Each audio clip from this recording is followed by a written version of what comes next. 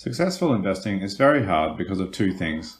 Number one, investing is a get-rich-slow scheme, and number two, investing requires self-mastery. To be honest, you'll have to wait generations for meaningful investing outcomes.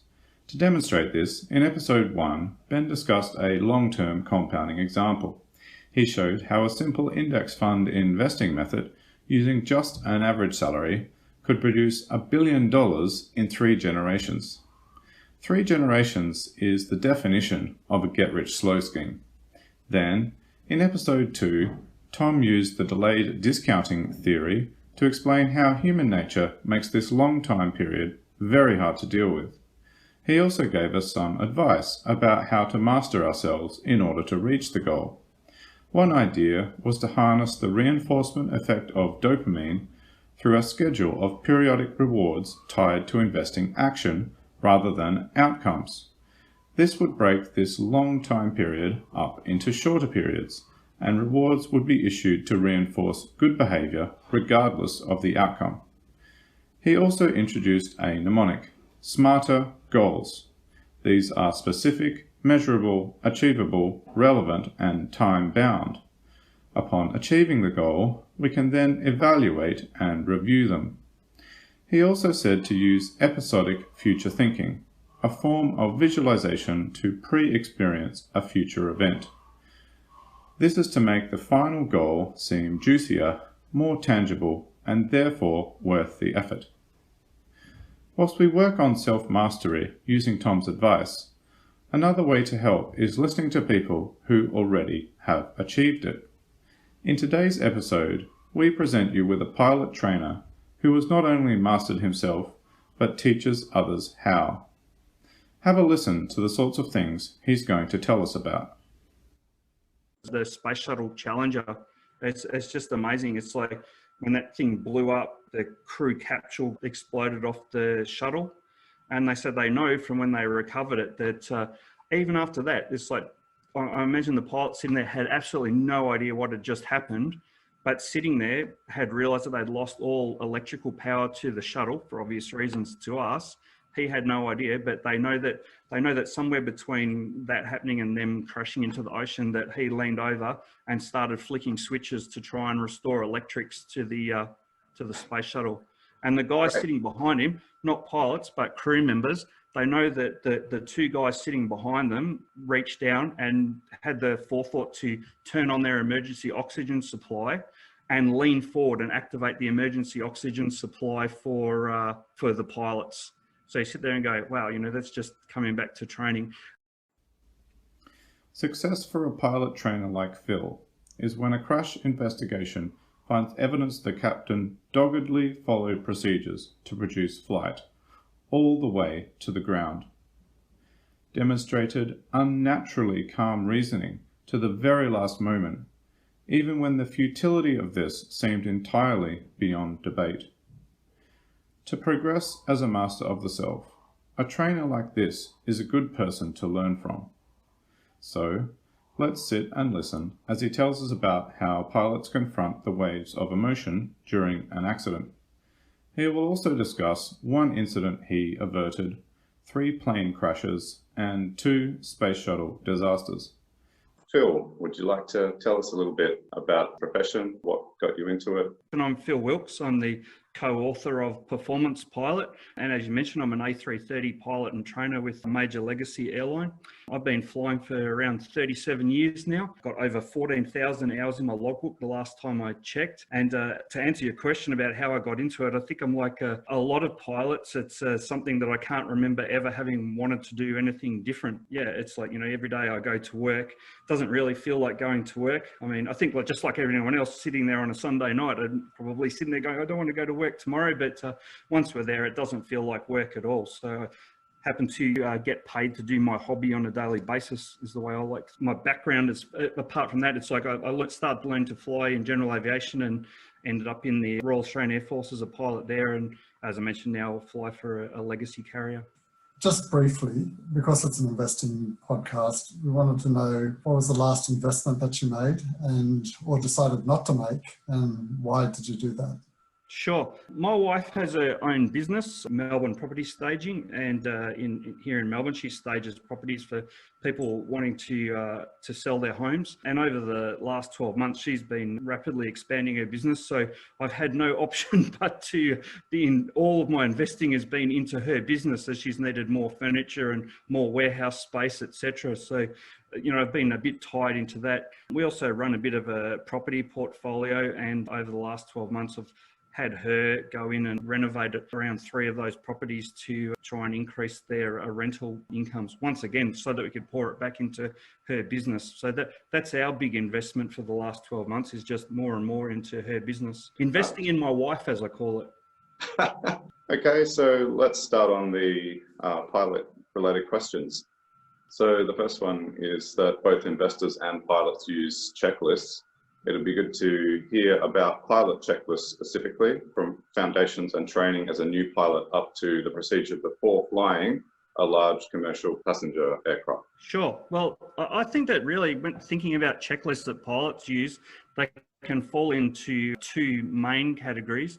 The first one would be like pure sort of procedural checklists, which are the sort of to-do type checklists. And when you mentioned from building from learning to fly to, say, being in an airline like myself, they'd be the ones that you'd be exposed to first, probably just purely because of that you're learning to fly single person aeroplane. So there's no one to read checklists out to, you're doing it yourself. So they'd be more like along the, I mean, pilots love mnemonics for remembering things. So they have like funny names like clear off and bump foe and puff, just to, as an aid memoir for the guys to actually go, well, what do I need to do next? What do I need to do next? The other sort of checklist I think that pilots use a lot would be more the challenge response type checklist or written checklist.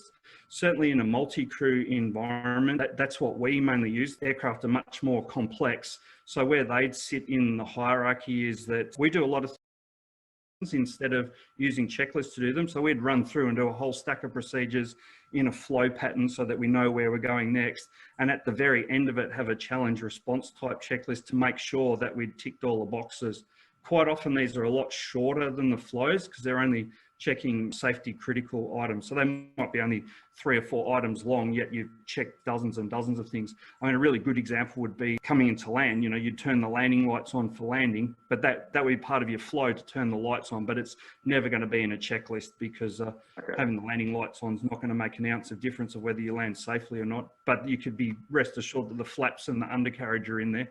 That's a whole different kettle of fish.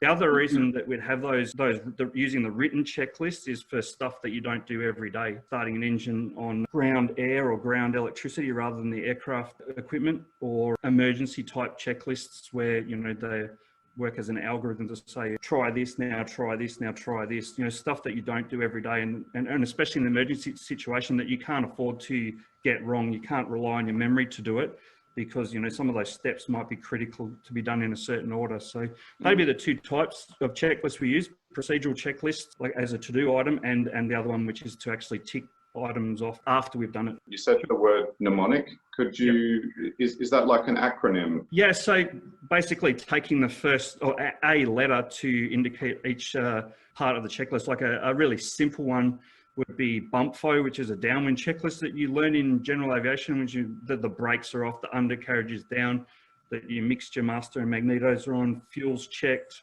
all temperatures and pressures, hatches and harnesses secure. And there you go. I haven't done that one since I was like 16 or something. And yeah, you still remember it. It's just like, what does B stand for? What does U stand for? What does M stand for? It's nice to have a real pilot checklist recited on the podcast. Oh, it's like those sorts of checklists that you know when you're learning to fly. I'm sure that they're some checklists that pilots never ever forget. And that's the whole point of the mnemonics, is that you're not supposed to forget them. That's a little bit of the difference between investing in shares and using a checklist, and also pilot's checklist. One is essential as a pilot to make sure that you don't forget things because there's a safety risk there. Whereas with investing, you have the luxury of time. You may not necessarily need a mnemonic as long as you've got it written down. That leads to the next question, which is around fundamentally, what's the point of checklists? I'll answer in 2 parts. It would depend on the type of checklist. Like the to-do type checklist that I mentioned, more for single pilot operations would be procedural type checklists that are written down, the things that you don't do every day. It's basically a checklist. It's like a to-do list, if you want, so of items that you need to do in order. And then there's the other checklists like that I mentioned, that safety critical phases of flight that would go after a flow pattern, and they're more like as a last line of defense to make sure, as I mentioned with the landing light example, there's probably dozens of things that you go into a flow, for example, for getting the aircraft ready to depart, but the actual things that we're checking on that checklist in our challenge response checklist is very, very short. Maybe, some of the ones I think for takeoff in an A330 is only like about 4 or 5 items long. Wow. Similarly for the landing checklist. But you can imagine there's a lot of stuff that's actually gone on between the top of descent and there, but they're just like, it's the last line of defense, So that would be the two main reasons for the checklist, as either a to-do list or as a last line of defense. So then what are some examples from your own career of what has been averted by going through a checklist or other systematic flight preparation process like what you're following at Flow? When you talk about things being averted, I mean, especially for the checklist in the as a last line of defense, I mean that's their whole reason for living is to avert things. So to think of a one example of a checklist averting something, that's really hard, because if you do your checklist properly, then that's exactly what they're there for. I think the important thing with checklists is to use them for what they're made, and that is to actually check stuff. And I mean, that sounds really, that sounds like, well, what the hell is he talking about? Because it just sounds like very basic. But I'll give you an example. It's like, it's very easy when you're running these same checklists every single day, and you usually have done all the flows, to just give lip service to the checklist. Just you get the challenge and you do the designated mouth music back that you would normally do in that situation, rather than actually checking it. Example of that, when I was on pilot's course in the Air Force, to make sure that we were actually checking things. The checklist, for example, on a go-around said that we had to check the oil temperatures and pressures were within limits. And instead of being able to just check that they're in the green bands, which would indicate they're in limits, so our instructor knew that we were actually checking they were within limits. We actually had to read out what the temperature was and read out what the pressure was. Take the time to interpolate that data. Down the track, once you'd proved yourself, then they'd let you just say in the green. But even then, just to make sure that you did actually look at it and not just say it, they would quite often pull a circuit breaker for that gauge from their cockpit, so that there was no indication on the gauges. So just so if you just said, well, if you're checking it, then you should see that that's not there. I guess the other part of your question with processes, because that's checklists. I mean, they should just pick up that stuff and avert stuff.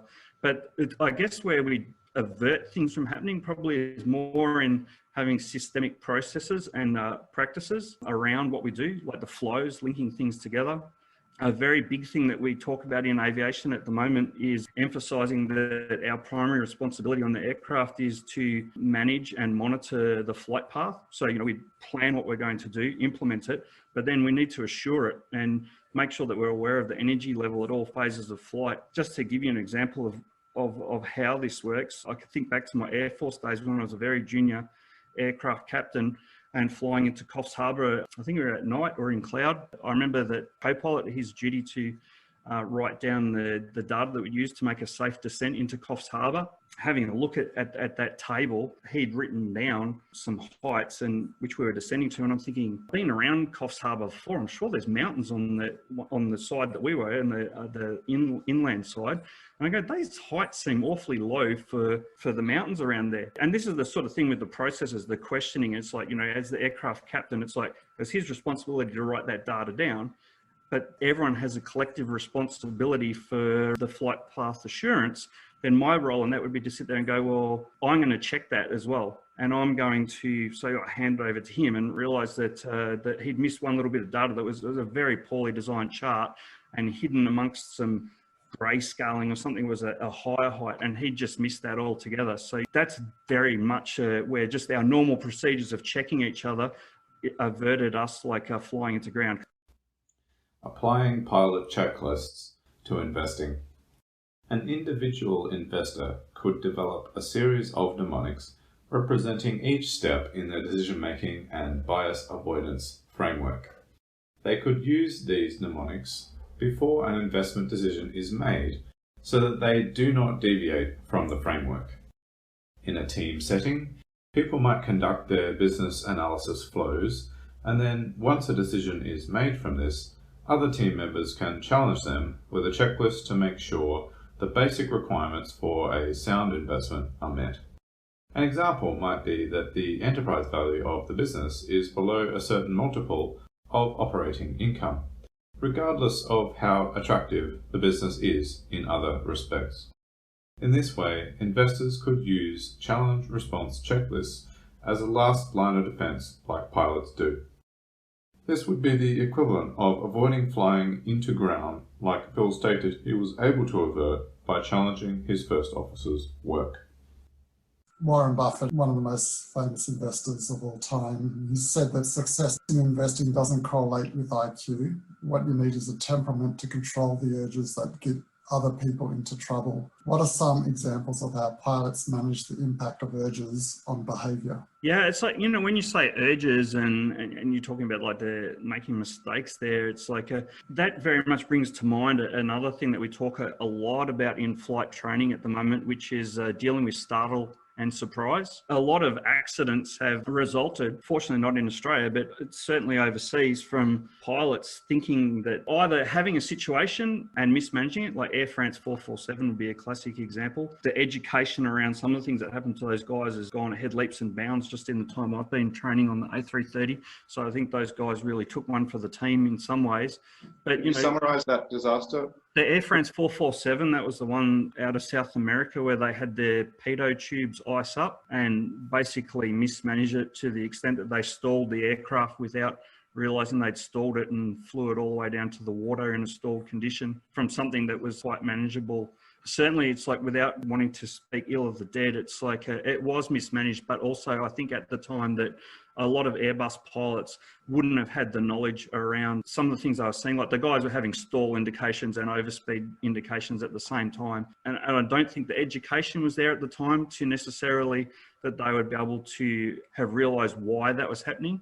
Certainly, I know that just in my time on the Airbus, we've had a lot of education around that incident. So I think that there's a lot of things that worked against those guys as well from an education standpoint that have been addressed now in the industry. Yeah, certainly there's events like that where maybe the guys reacted quickly, and there's been certainly a lot of events with stall, especially where aircraft have stalled and pilots have either overreacted or they've incorrectly thought they're in a stall and reacted to that. So we have a lot of training these days around startle and surprise to actually, before you do anything, is one of it comes back to this awareness thing, being aware that startle and surprise, it can freeze you for a second, and to have ways around this. And we talk a lot in flight training about how do you get around startle and surprise, which I think is that urge thing that you're talking about. I think that first one is like to be aware that it happens, but then we have processes in place to drive us out of that.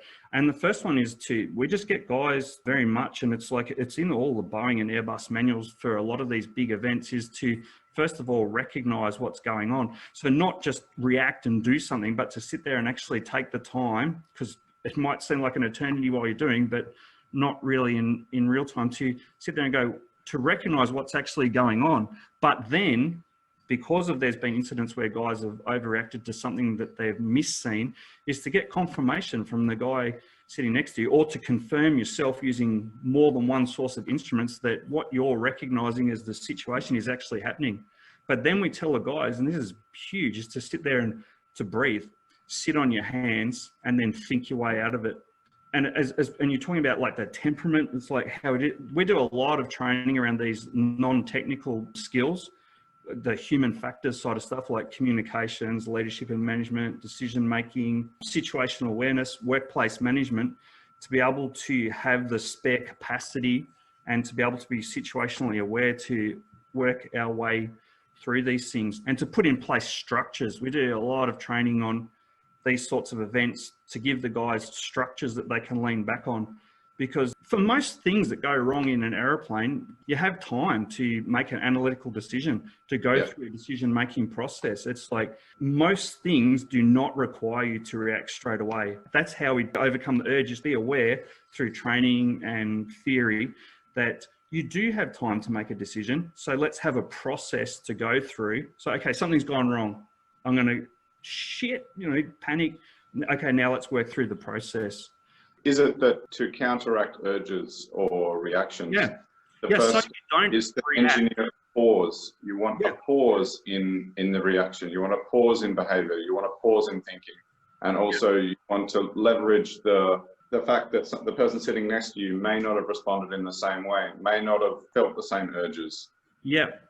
And then the other thing is, it's like if you think about like a hierarchy of skills, it's like with knowledge being the base, like any procedure or any of this higher level non-technical skills, the observable skills, comes from a solid knowledge base of systems and procedures and to understand why it all goes together. Because sometimes it's like, because usually the way out of, once you recognize that there is actually something going on, and this is why pilots tend not to panic. It's like you watch any of the air crash investigation things where guys have survived an incident and they talk to the pilots, and quite often it's like their initial reaction is like, oh, it's very funny. Usually their reaction is like, this can't be happening to me.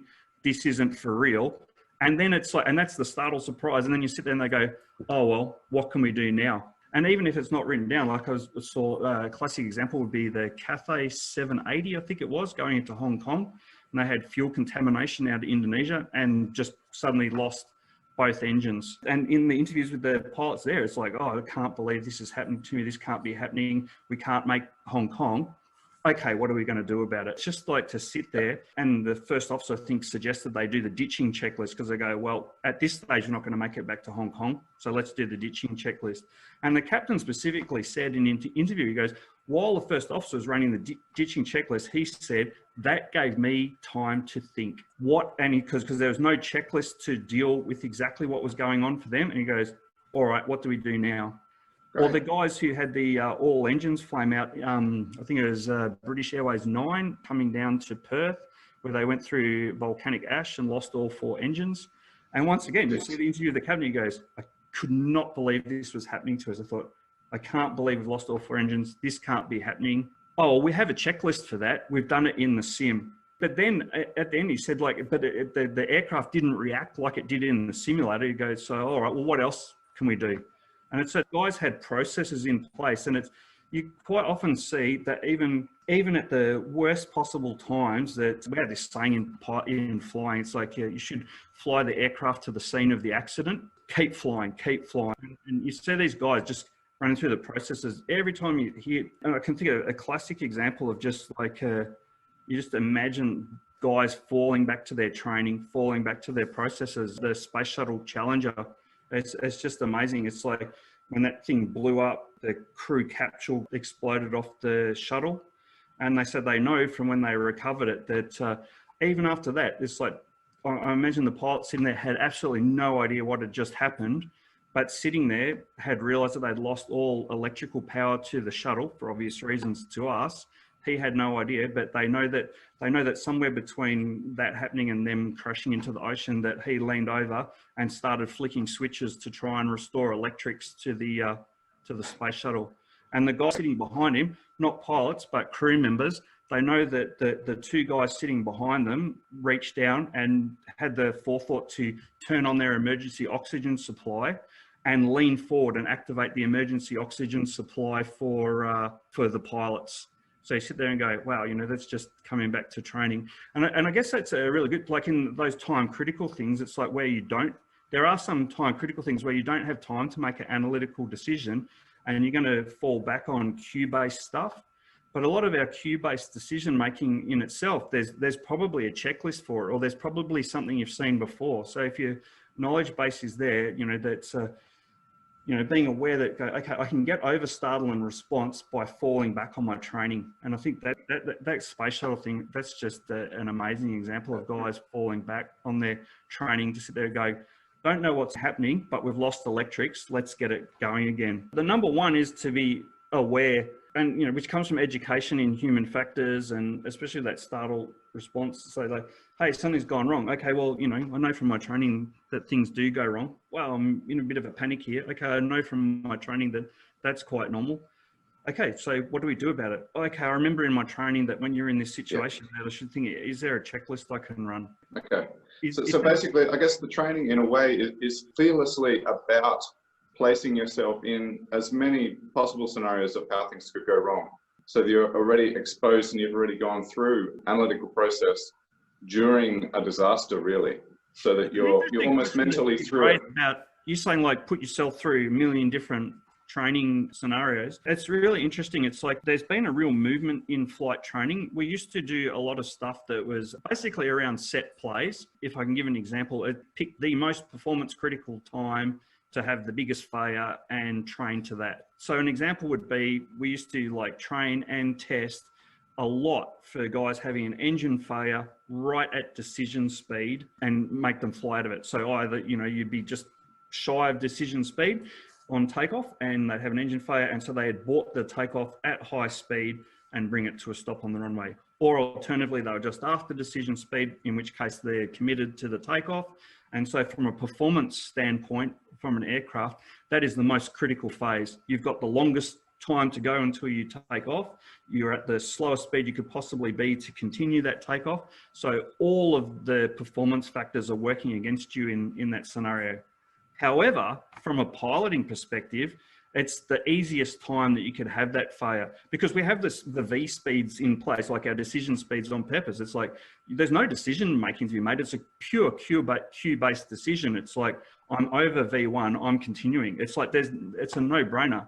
And from a management standpoint, although it's performance critical for the aircraft, you're on the runway, you can see down the runway, you can keep it straight, you can put a lot of things in place before you've even rotated the aircraft.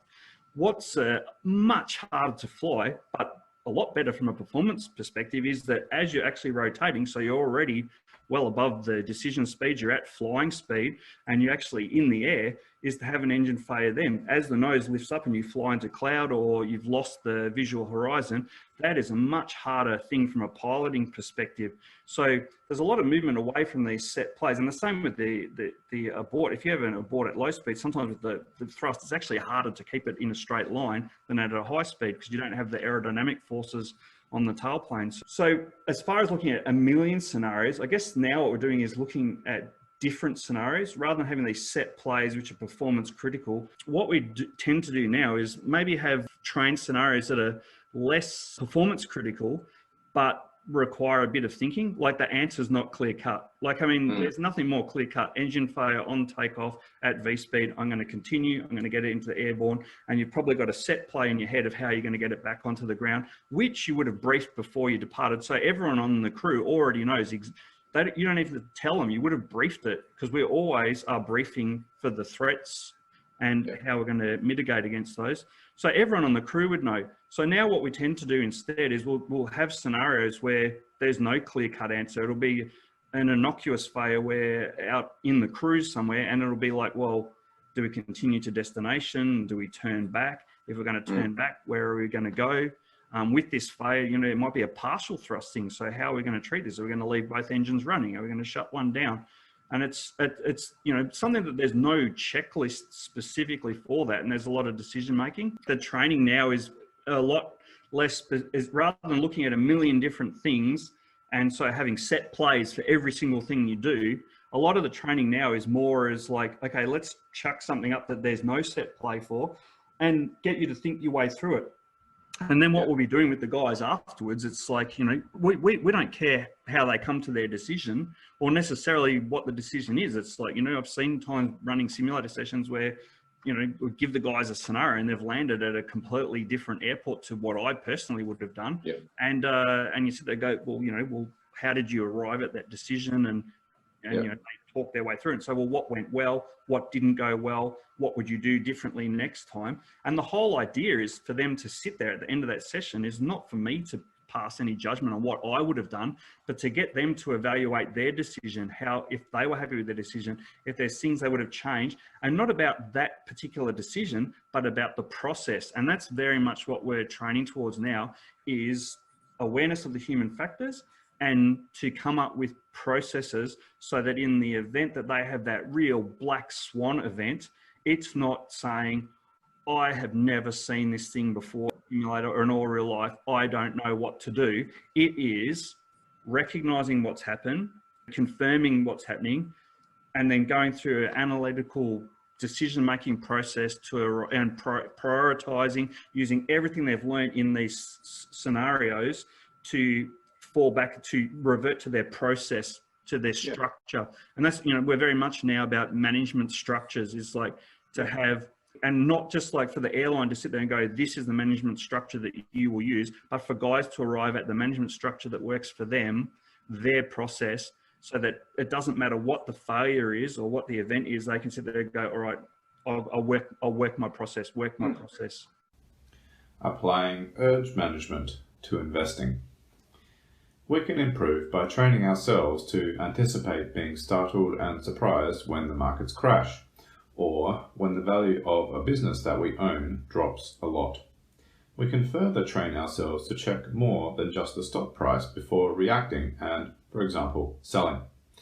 Instead of the share price, we could check other indicators of the value of a business. Examples are the latest balance sheet, income and cash flow statements, and the trends within these over the past decade. We can also have others do the same checks to ensure it's not just us that's getting concerned about the business.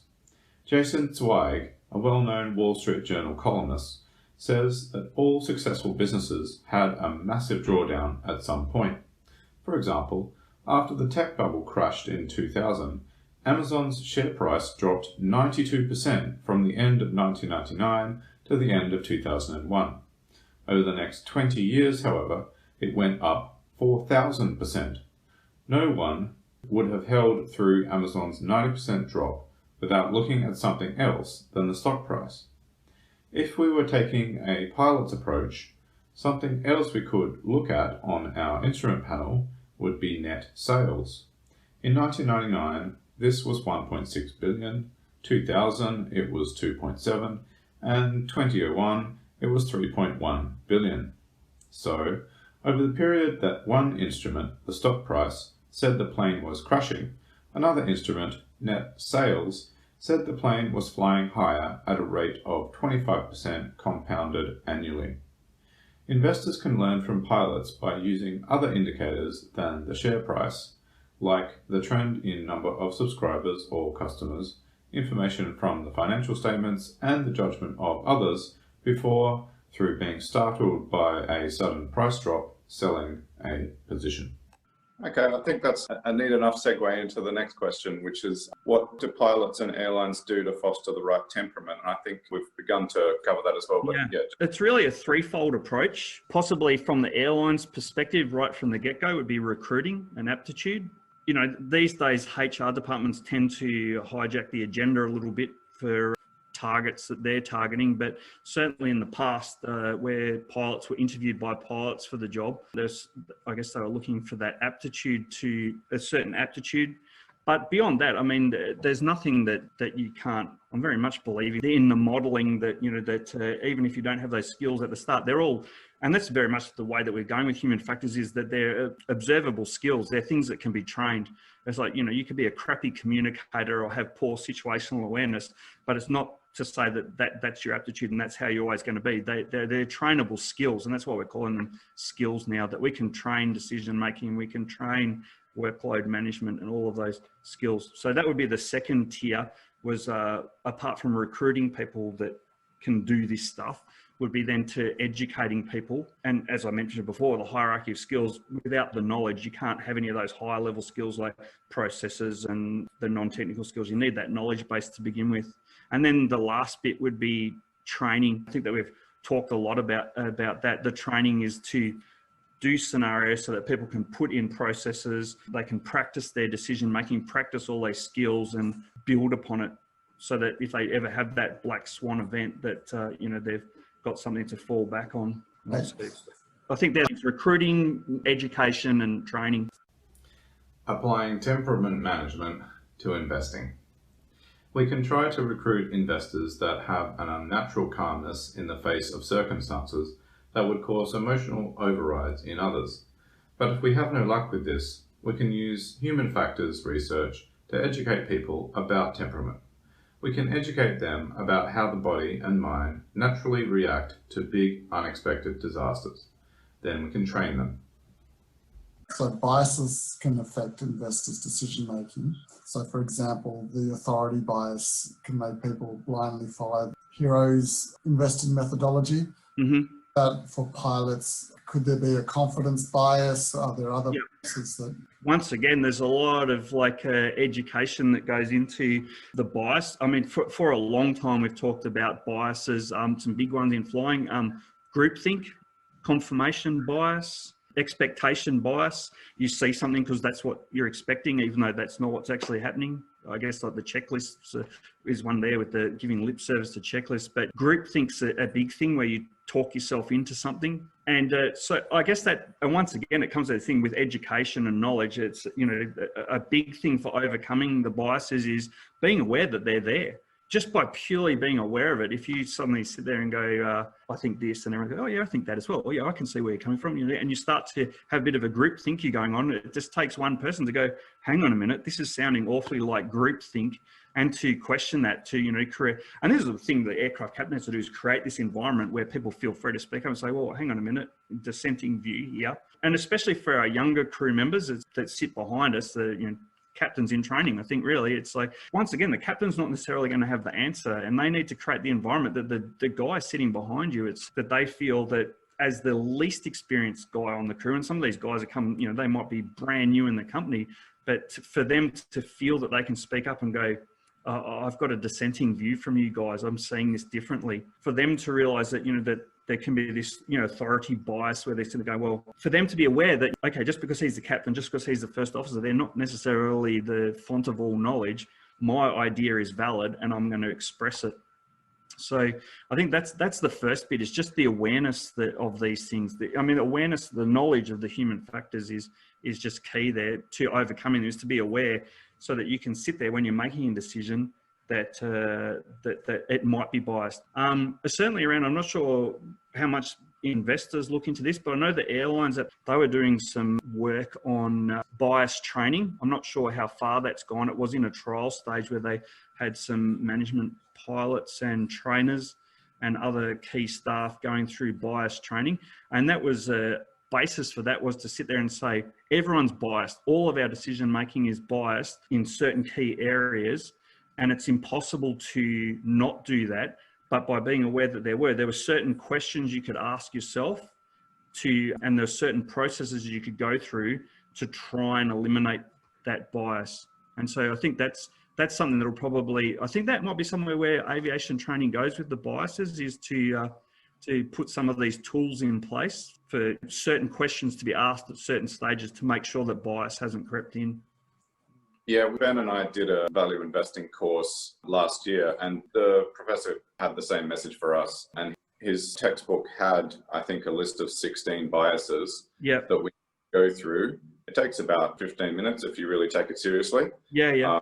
So you go through each of those and just challenge yourself, or even better, if you have someone else that you're making the decision with, they challenge you on each of these potential biases, and you have to give an answer for each one before you go ahead with the investment decision. Yeah, I know that, and that's the thing. So there must be tools out there, because I know the tool that I'd seen was very much along those, where there was one of the biases was proximity bias, that you'd sit there and say, well, you know, everyone's sitting there in their own state with all of their people.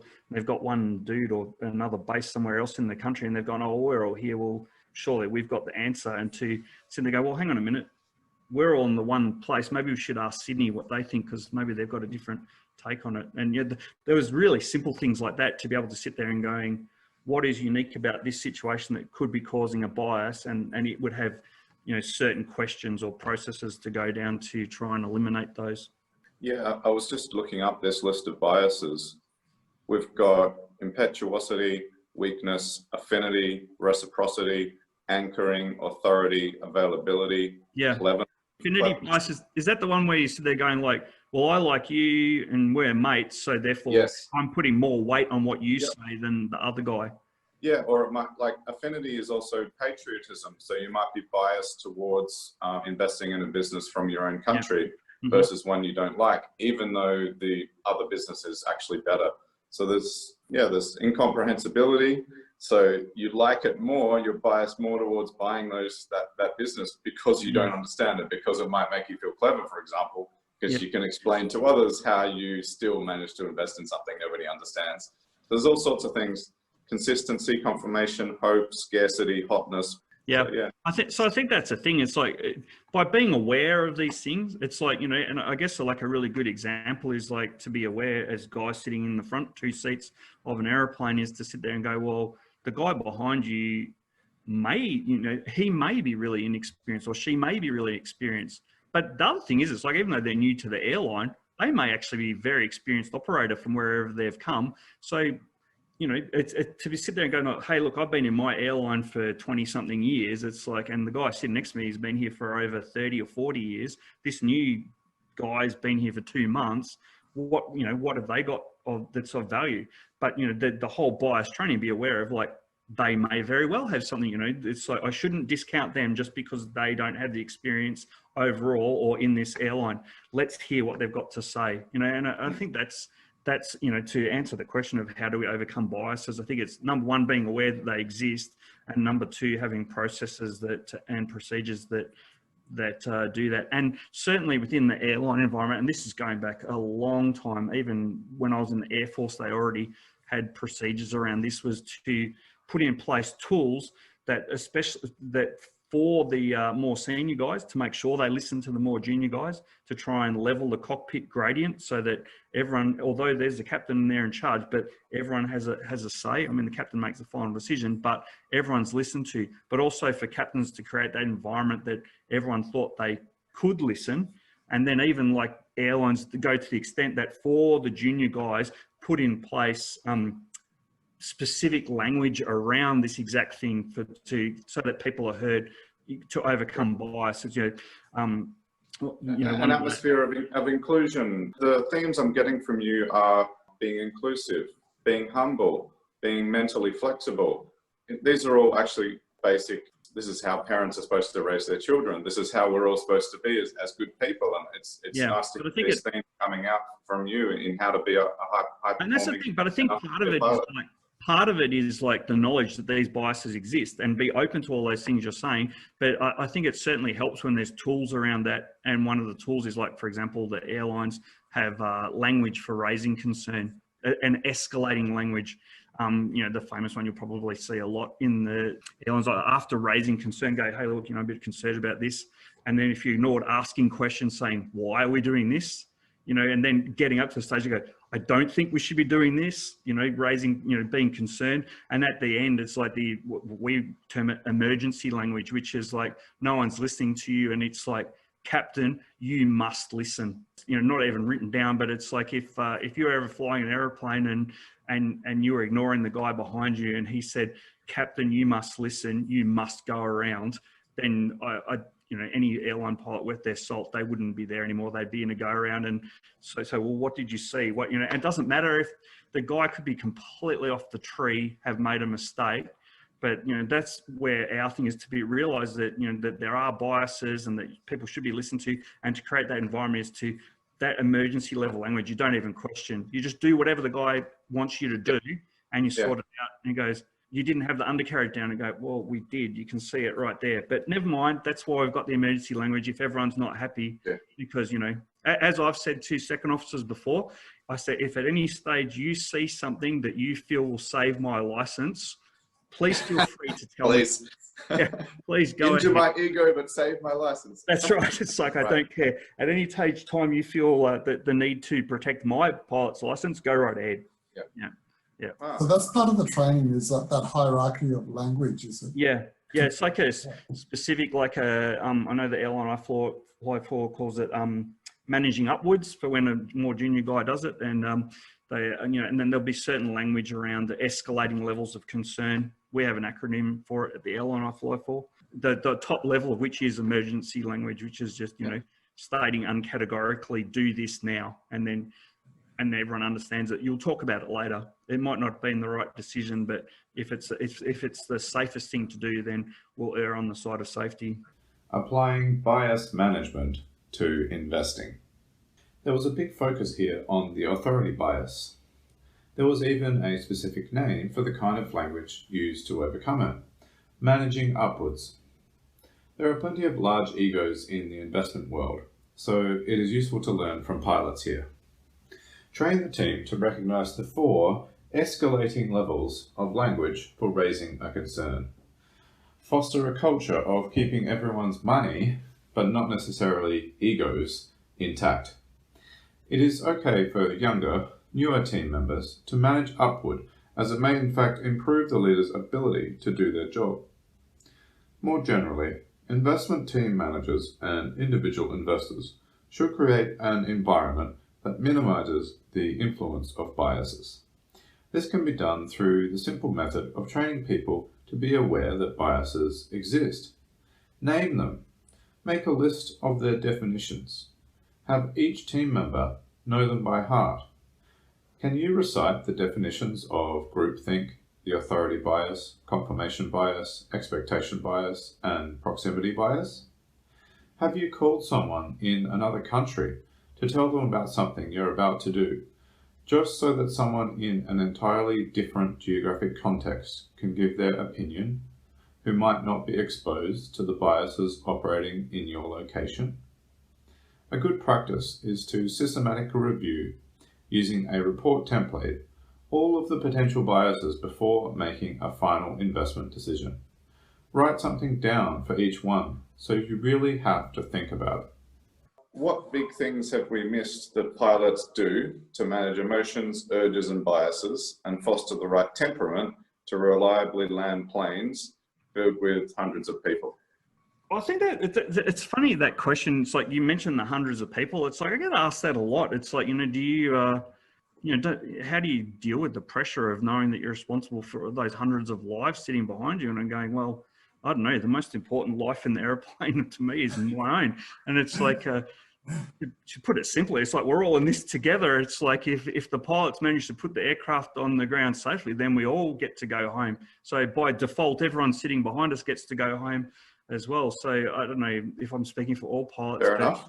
Now, good to know how pilots really think, Phil. I'll bear that in mind on my flight tonight.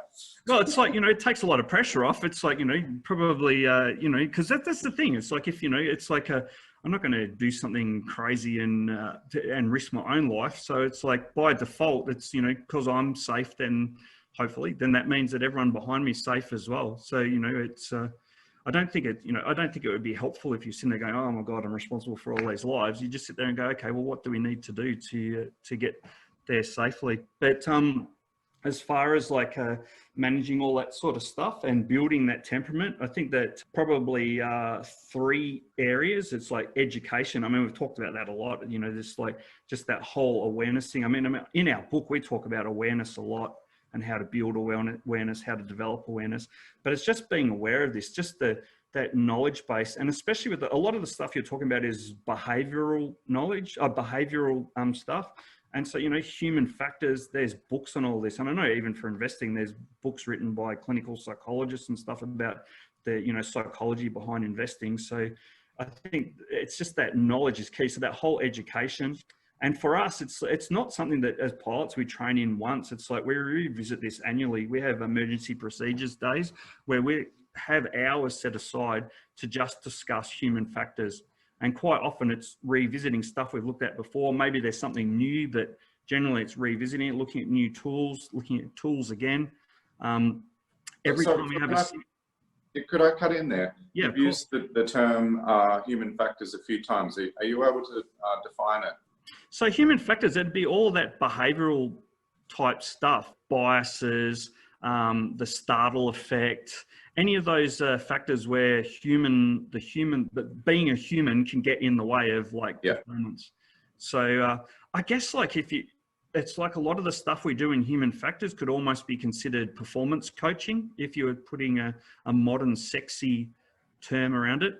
I guess I use human factors because that's actually a discipline in psychology. There's a whole sort of body of research about human factors. And that's what we call it in aviation. If you look at anything about aviation psychology, it's all under the heading of human factors. Yeah. Yeah. So but if you want to put a sexy modern day term around it, especially you'd call it performance coaching. We're fine with the technical language here. Yeah. I have to give a plug for performance coaching though, because it's like if I look at my co-author of Performance Pilot, that's what he does. He's an ex-IndyCar driver, and now he's a performance coach. He trains athletes and pilots, race drivers, right up to the World Endurance Championship level and Formula 2.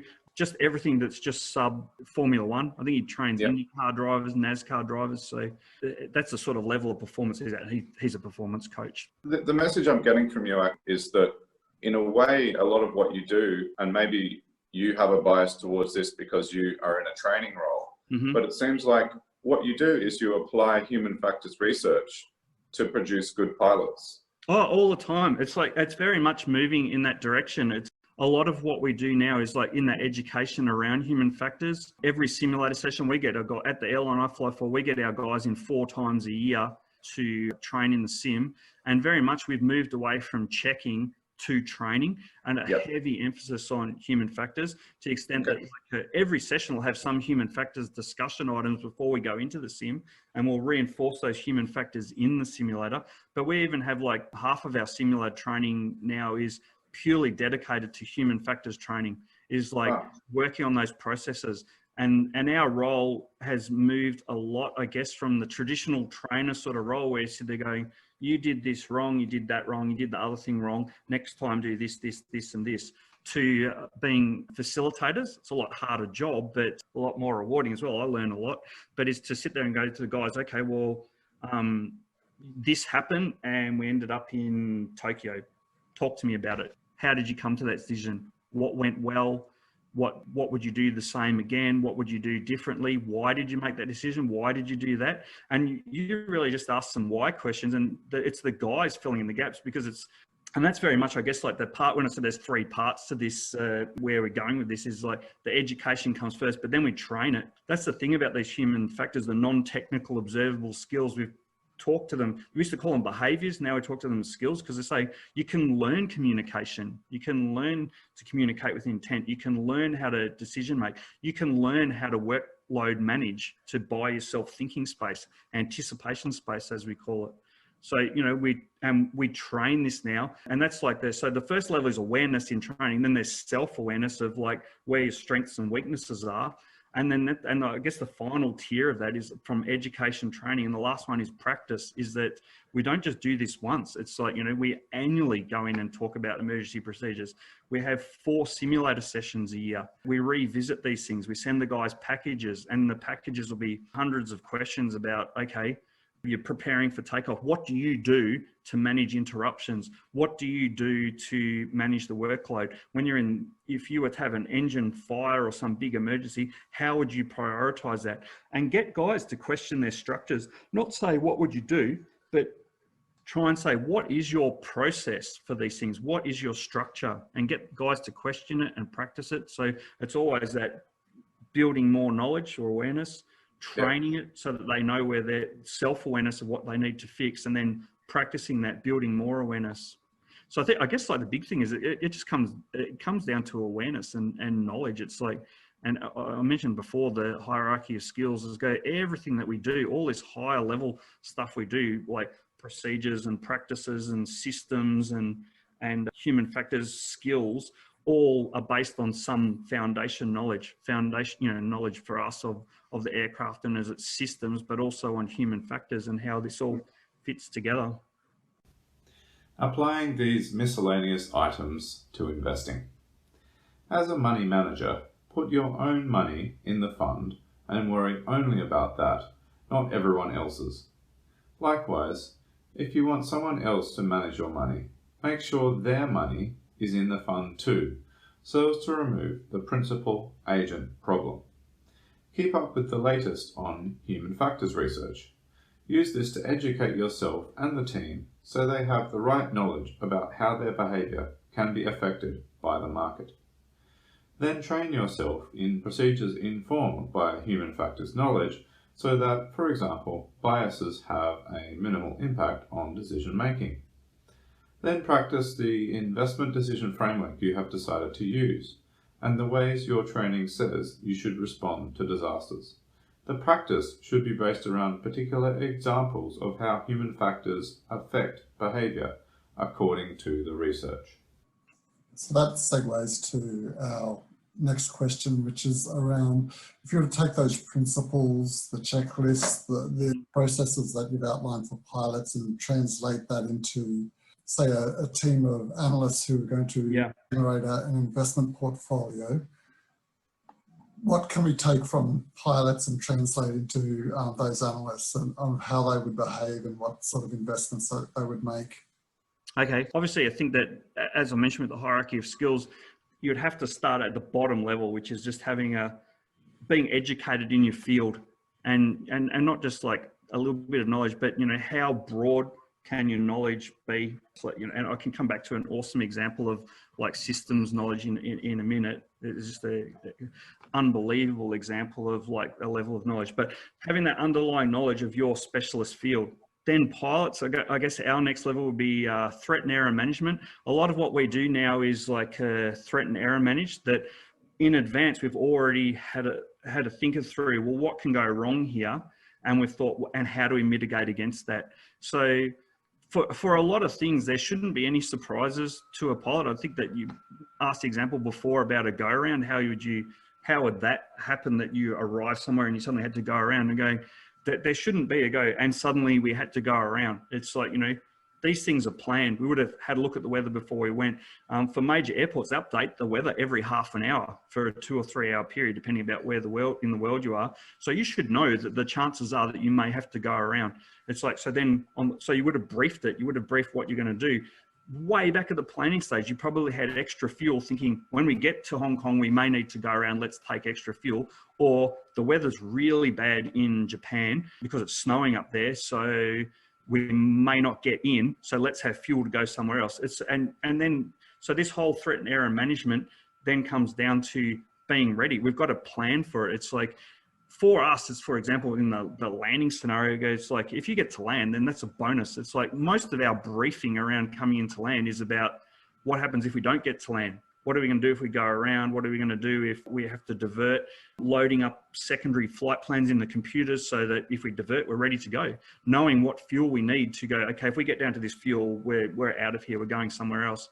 So a lot of that, so that would be the next tier, like education, to have already thought through the threats to our plan and have strategies in place to implement if that does happen. And then having well thought out procedures and protocols to implement, to put our plan in place, the main plan. And then at the end of it, and this is huge, and we talk about this a lot in our book because our book Performance Pilot is for pilots wanting to take their flying performance to the next level, be the best pilots they can.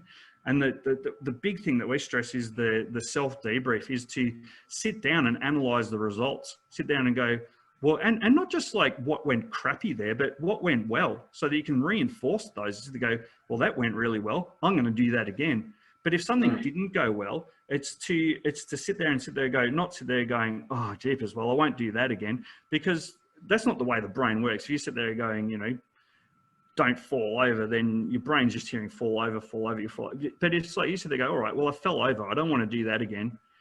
What do I need to do differently next time to make sure that didn't happen? Try and rephrase it in the positive, and sit there going, next time I'm going to do this. Not because it'll stop me from falling over, but you sit there, you build that new practice in. So that's a big thing pilots do, is debrief, is to analyze the end result and reinforce what works well and change what didn't. And the end thing of that is that, like, a part of that self-debriefing is pilots are always evaluating as they go. It's like most airlines will have some language structure in place for decision making. I know and usually that last stage of decision making, and I don't think pilots are alone in this. Anyone that's ever learned anything about decision making, there'll always be evaluation phase, because for example, at our airline, our first step is to gather information, analyze it, review it, figure out what the best decision is, implement it, but then evaluate, because more information comes to hand. Maybe the decision was made on faulty information, is to put that information back in and constantly be re-evaluating. A classic example would be like decision making on the fly. In that regard would be that if you had an engine fire and you're rushing back to land because like the wing's burning off, then that's pretty clear cut. You need to get the aircraft back on the ground right now. But then say the fire goes out. Do you need to rush to get the aircraft on the ground now? It's like, that's new information. Well, you look out and see how much charcoal there is on the wing and how much of it's left, you know. But I say, okay, so let's say maybe not the wing on fire. Let's say that the engine was on fire, but the extinguishing system worked on the second crack. You fired a couple of bottles in there and it put it out. It's like, is that the same situation? Maybe. It's like, so that's what you have. You have an extinguishing system that you can deploy against a specific wing, sort of thing. A specific part of the wing. Well, we do in the engines. Let's put it that way. Okay. Yeah. But that's the thing. It's like, it's like to reevaluate your decision making, because it might change things.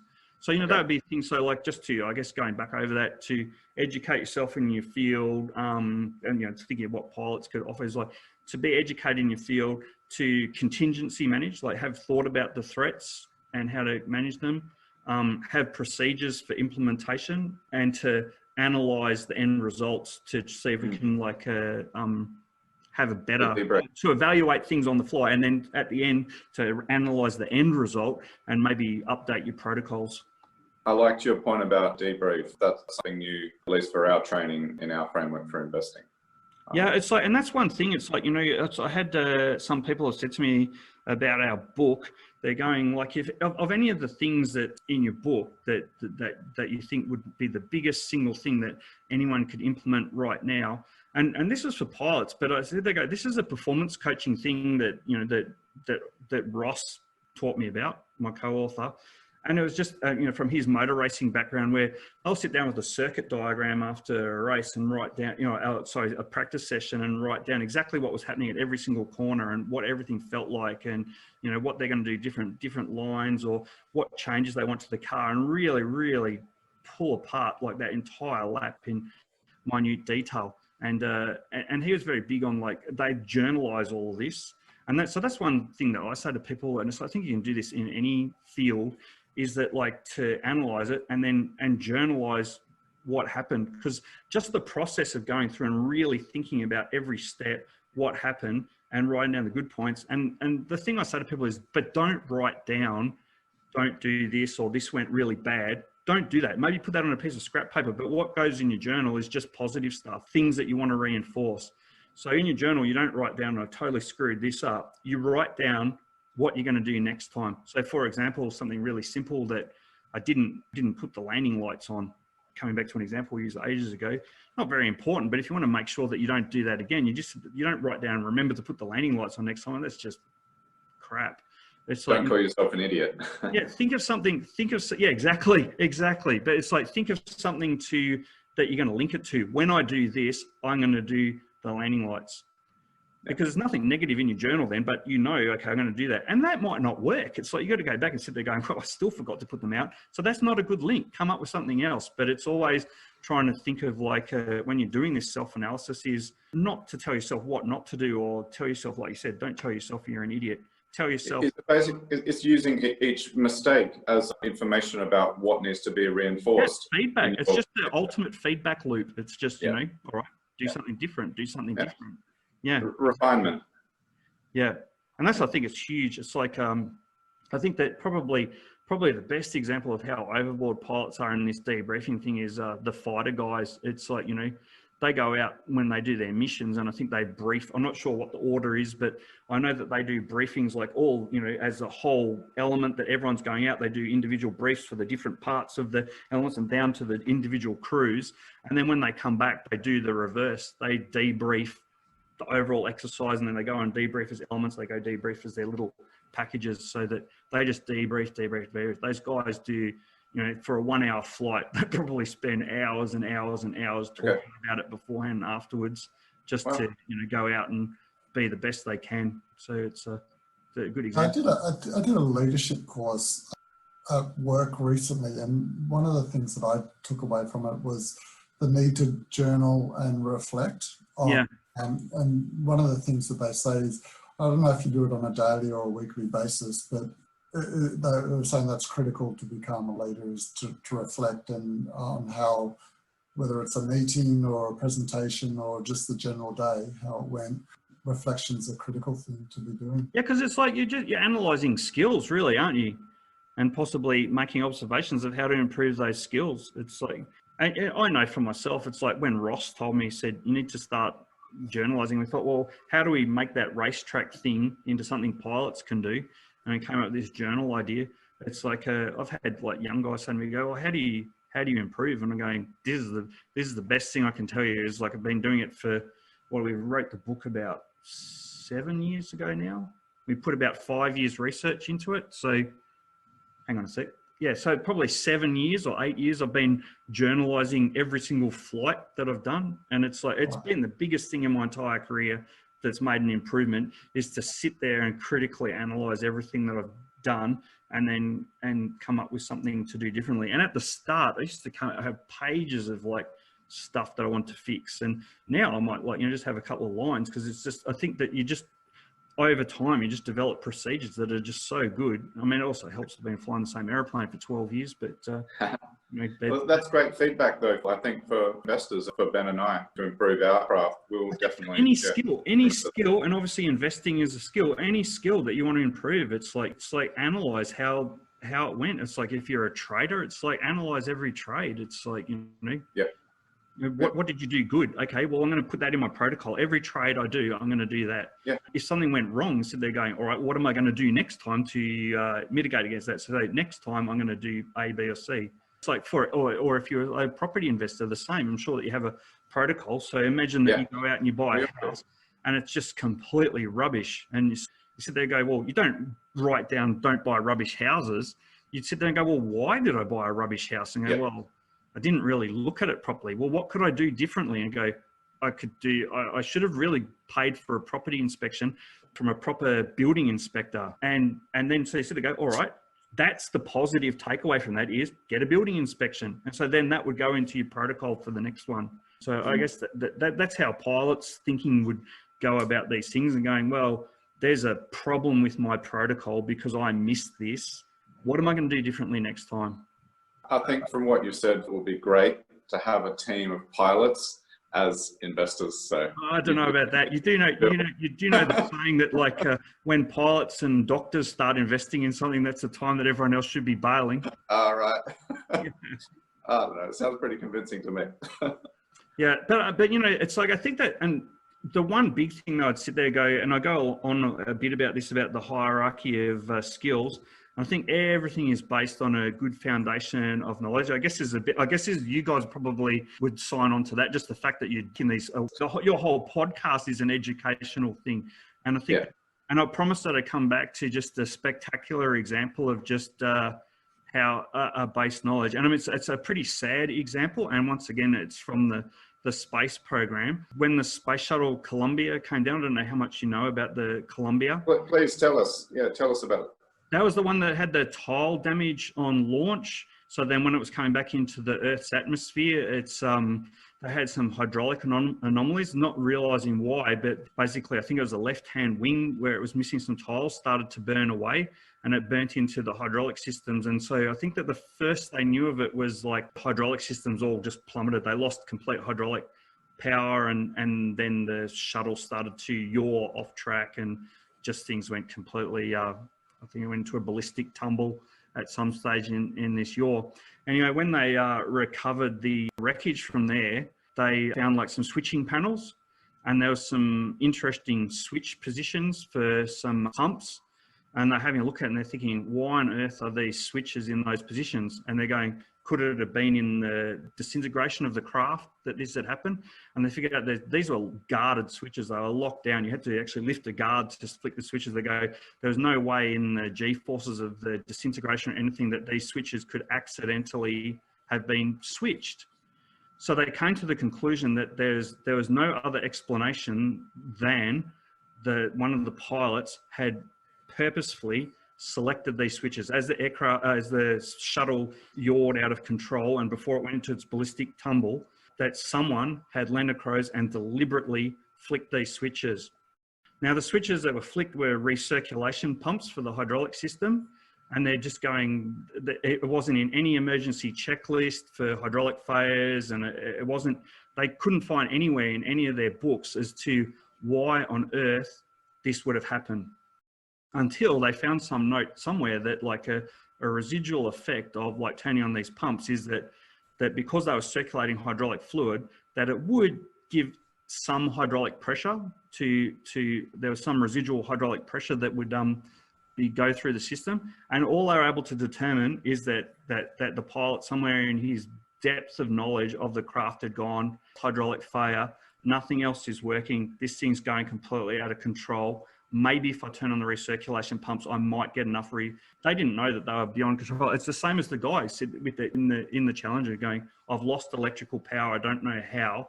Hey, let's switch on some standby electrics. Although it's probably even that next level of knowledge that they're going that nowhere. Or like Sully landing in the Hudson, where completely outside of the checklist, and said, well, I'm about to lose electrical power because I've lost both engines. Start the APU for me, then run the ditching checklist. Because he said, if I do that first, I'll maintain some other systems. It's like, I think just a couple of classic examples of guys just having a really, really thorough knowledge of their field and being all on that just incredible circumstances. Through domain expertise, that they're able to demonstrate purposeful action in the face of incredible adversity, which would, if you weren't a domain expert, would be reduced to a quivering, urge-driven mess. Yeah, and I think that's the thing. It's like, it's just, you can't know too much about your subject. Yeah. Yeah. That's a great message. Yeah, you should always be learning. Since Phil has just been applying what he knows to investing, we don't need to do that here. But let's repeat the most important point. Self-debrief, both what went well and what did not. Don't beat yourself up. Use it as feedback to continuously refine a process. Reinforce what worked well and change what didn't. Continuously evaluate. Analyze things on the fly, and then the end results, so you can use this to update your procedures and protocols. Debriefing is the single most important thing to do. Write a journal entry after each investment decision, both the buys and the sells. Write down what you'll do different next time. Okay, we'd like to also cover briefly the travel industry. Flight Centre, Virgin, Qantas, for example, have all been severely impacted by the lockdown. What have you heard about when it will end? How has it affected you and your colleagues? Are there any thoughts you have on the investability of specific airline or travel-related companies? Have you bought any recently? So just a short question. Yep. Okay. 5 seconds.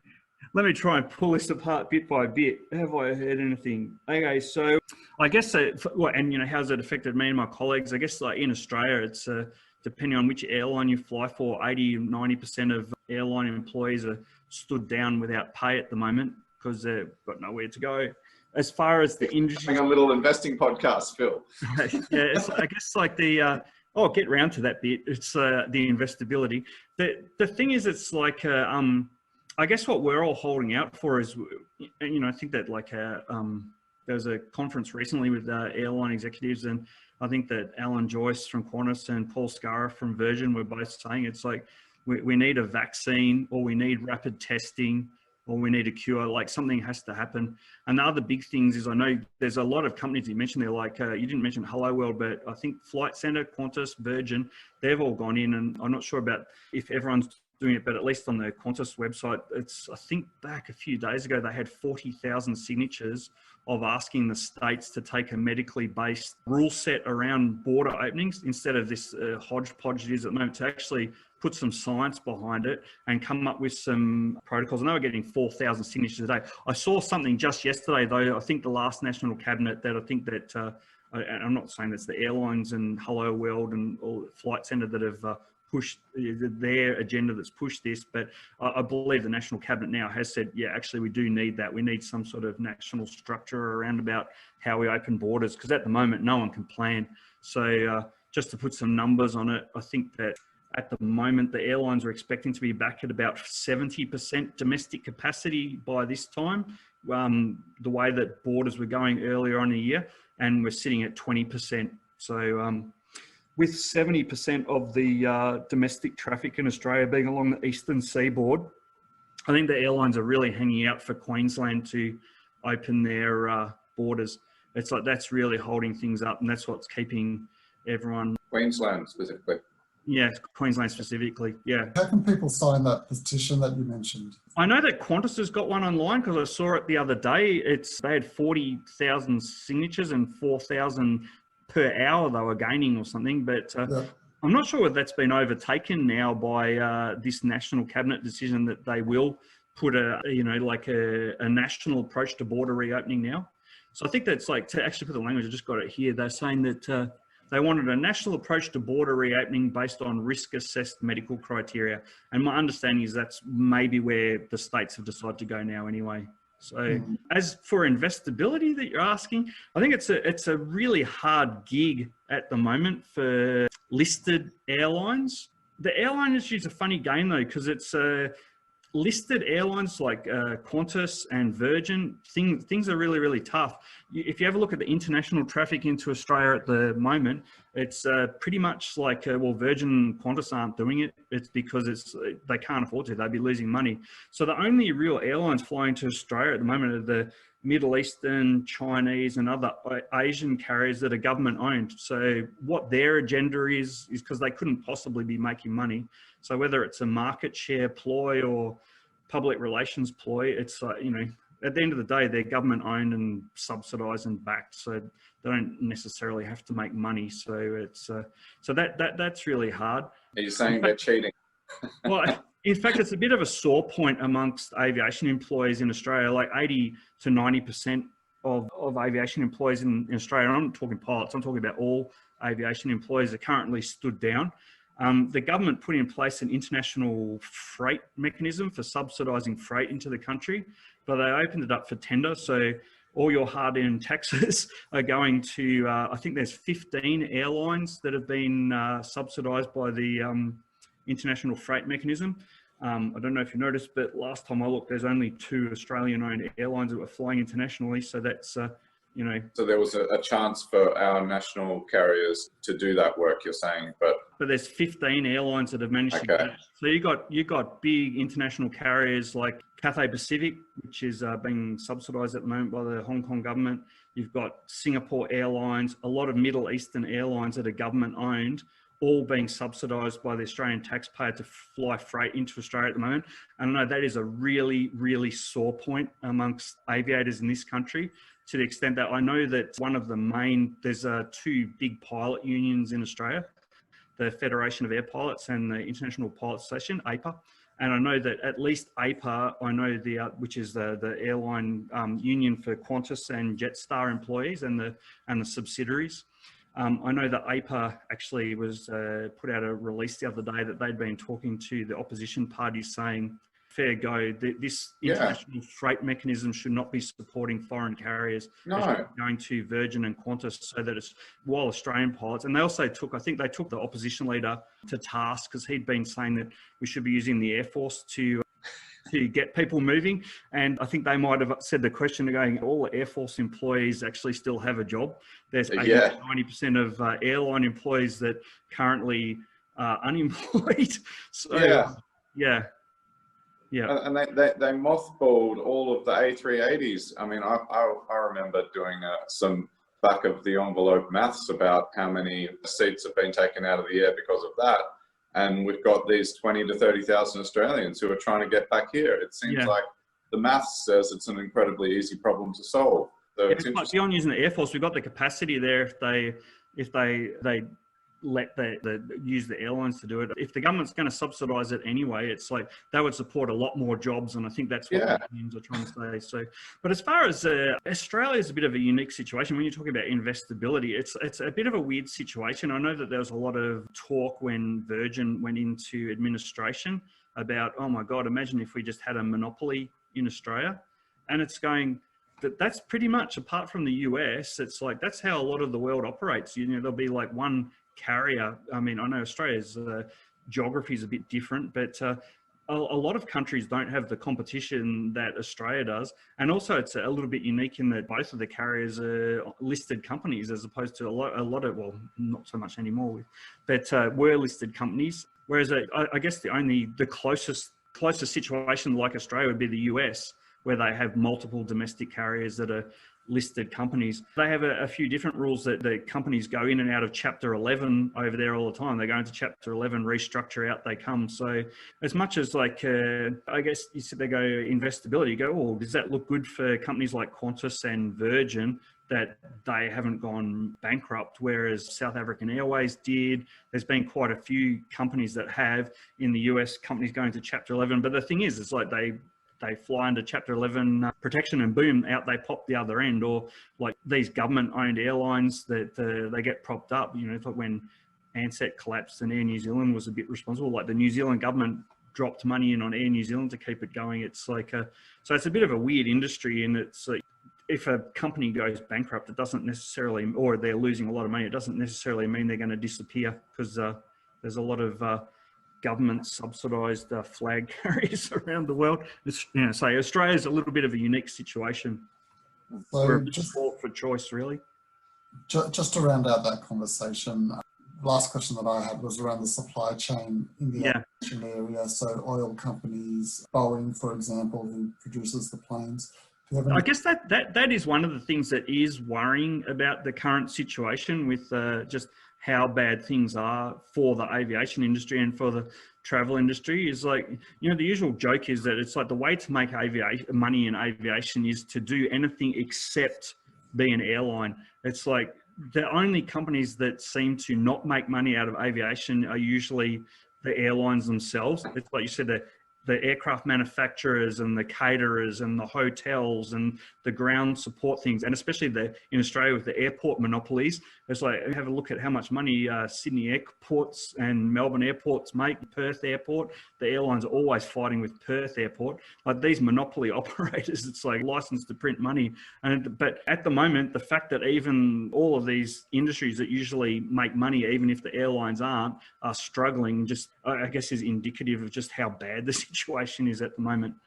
But, you know, that being said, it's like, and this is just a personal opinion, talking about things being bad to 2023 or 2024, it's like, especially if you listen to the information coming out of CEPI and some of these people making the vaccines, that there's a lot of people that seem to think that there definitely will be a vaccine. So you'd see like Qantas the other day did I think they might have followed the BA lead. Someone was running flights with empty, or it might have been Singapore Airlines, but someone was running empty flights that didn't actually land anywhere, just the scenics. And so Qantas ramped up one the other day to go and have a look at, do a sightseeing flight within Australia.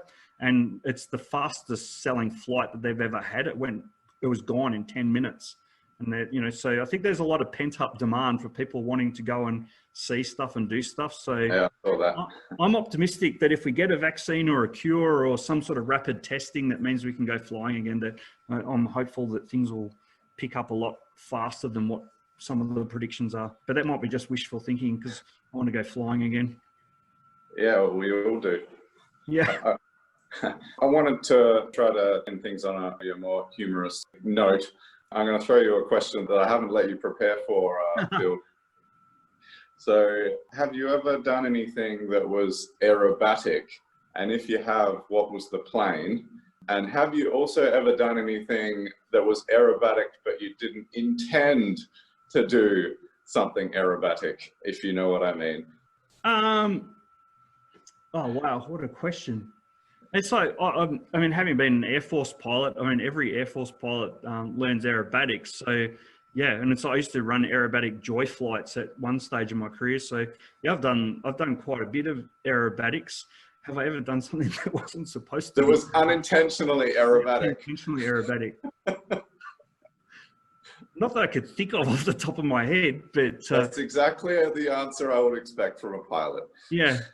Yeah, it's like we try and minimise excitement in our position. It's like if you had, you know, I guess like that's our job, is excitement minimisation. Or as one of my mates outside of the industry calls it, he says that pilots are professional killjoys, because we're there to stop exciting things from happening. Again, though, that just to me drives home the point how useful it is for us as investors to pay attention to what you have to say. It's been a privilege for Ben and I, and a highlight for our investing career and training, to have you along and to share at length what you've had to say in response to our questions. So thanks very much. Yeah, thanks for having me along. Apart from listening to this interview on repeat, how can listeners find out more about what you've had to say in terms of your internet presence and where to buy your book? Our book, Performance Pilot, is available anywhere you buy your aviation books. And we all know where that is. Yeah, so we mostly we sell on Amazon, Performance Pilot. We also have our own website, performancepilot.net, N-E-T. We're on Facebook as Performance Pilot. We also have our own YouTube channel. We don't have a lot of content on there at the moment, but we do have a little bit on mental imagery. It's aimed at pilots, but anyone who's interested in mental imagery within sport could certainly get something out of that, because it's based on what Ross teaches. He's the performance coach. I think you have to go a long way to find anyone who's better at mental imagery than race car drivers, especially at the IndyCar level that Ross raced at. So yeah, that's that'd be the main ways. Yeah, and I think we've got links to all of them from our website at performancepilot.net. Okay, and we'll definitely put those links in the show notes. So, sorry, Phil, I can't help myself. I've got another aerobatics question. How many seconds does it take to do a barrel roll? Oh, well, jeepers, I think that would, I'm just at a guess here. It's like I'd be guessing that it's very much driven by what sort of aeroplane you're flying. So if you have a look at, if you're talking a barrel roll where you're actually flying like around in a loop and turning at the same time, so you'd be following like a corkscrew type shape. If you have a look online, there's some awesome videos online of the Blue Angels, the United States Navy and Marine Corps demonstration team, and in the F-18s that they fly for their displays, the barrel rolls take, I'd say, over a minute, because they're just going so fast and they chew up so much airspace that they take a long time. But if you play something like the stuff that for example, the Red Bull air racer type guys like Matt Hall, Kirby Chambliss, who appears on the cover of our book. In fact, Kirby, he went out and took some photos especially for the cover for us, which was nice of him. Yeah, those airplanes would get it done in seconds, I think, a barrel roll. Yeah.